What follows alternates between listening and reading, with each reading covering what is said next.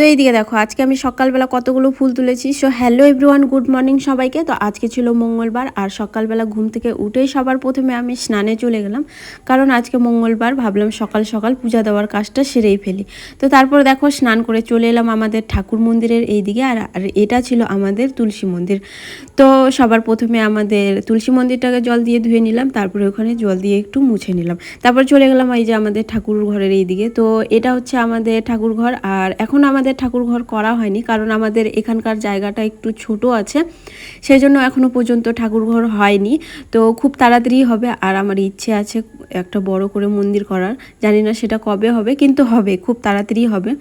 তো তারপরে দেখো এদিকে ফুল তুলে নিলাম। আর আমাদের বাড়িতে হচ্ছে মনসা ঠাকুরের পুজো হয়, মানে প্রতি বছর যখন মনসা ঠাকুরের পুজো হয়, মানে বছরে বছরে ভাদ্র মাসে, তখন আমাদের বাড়িতেও অনেক বড় করে পুজো হয়।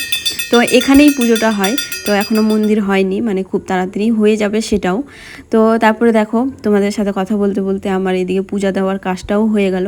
আর তোমরা তাড়াতাড়ি করে আমার ভিডিও, আমার চ্যানেলটাকে যারা যারা এখনও সাবস্ক্রাইব করোনি তাড়াতাড়ি করে দাও, আর এরকম ভিডিও আমার আরও দেখতে পাবে। চলো।